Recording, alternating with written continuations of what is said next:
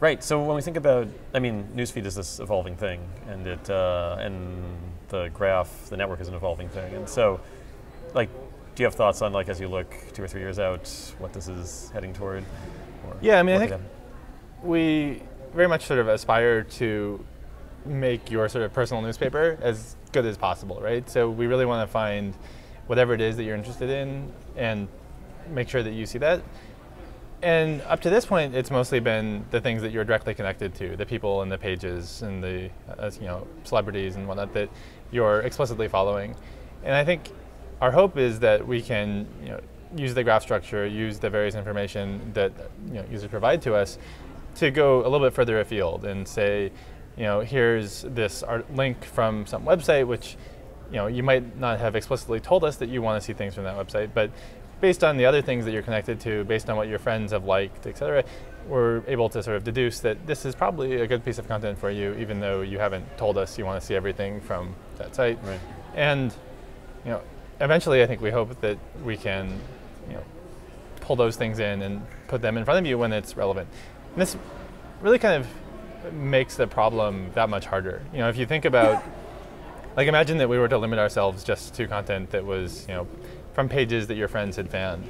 You have 100 friends, 200 friends, they've all fanned 50 things. That's a huge number of pages producing a huge number of content.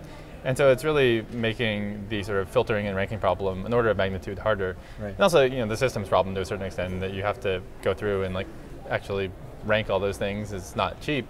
But that's kind of where I think we're hoping to go is, continue to go further and further afield to find you the most relevant things. Right.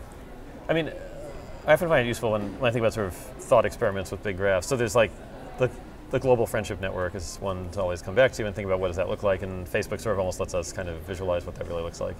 And then there's this other thing, sort of the global name recognition graph, which is sort of people and then also things, and it's sort of like what things have you heard of, what are you familiar with?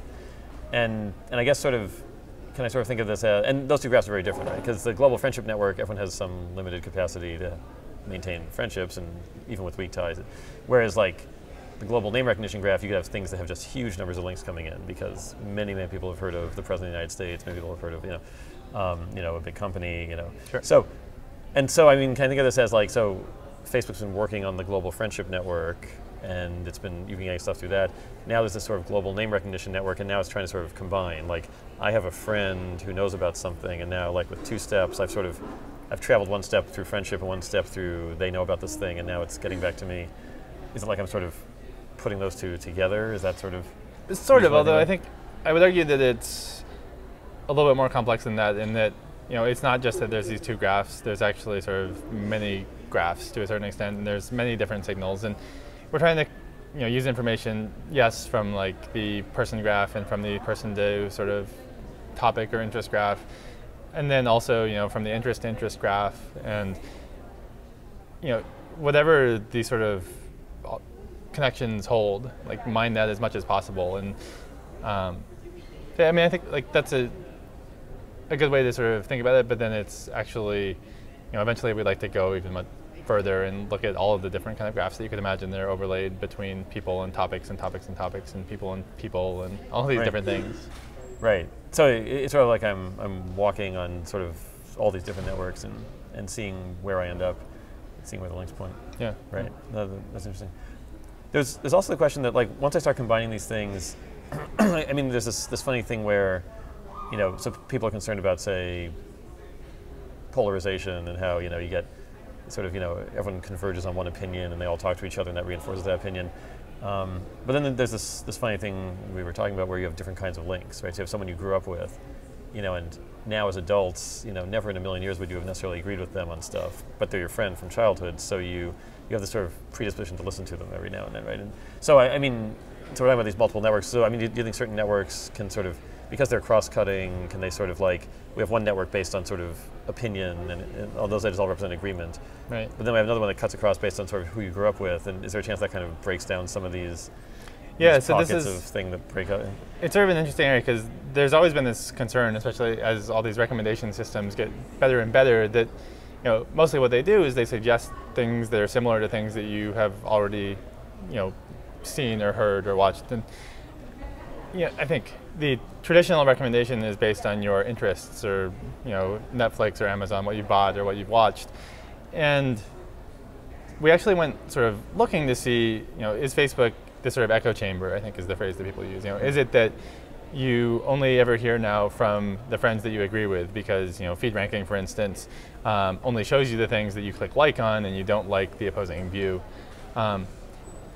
And we really weren't able to find that in the data that we looked at. So people have self-identified with their political parties to a large extent, and we were able to go in and sort of look through the data and try to find, are people only seeing things from the same party, and are they actually look for this kind of echo chamber effect. And when we were looking at the data, it just wasn't really there. That's interesting. And so can we think about that as like, I mean, it's sort of, you can make up guesses like what, that I still like photos of people's kids even when I don't agree with them politically. And so I'm going to continue to engage with their content and therefore with them. And so now I've maintained those links somehow. Yeah, I mean, I think that's certainly one explanation for it. I mean, there's also, I think, if you're interested in, politics is the obvious example, right, you're still going to sort of want to click on the opposing viewpoint and go and read about it. And so I think even if you disagree strongly with the things, it's still, you want to know what the other side is saying. Right. And so we also have those signals of, you may not click the like button, but you may still click through the link. And so we're still going to keep showing you those things. Right, and then you get an impression, right? Yeah.